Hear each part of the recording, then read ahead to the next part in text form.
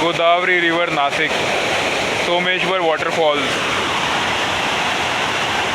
तो आप देख सकते हैं सोमेश्वर वाटरफॉल्स है नासिक में। एंड ये रेनी सीज़न है तो इस वजह से यहाँ का फ्लो काफ़ी तेज़ है।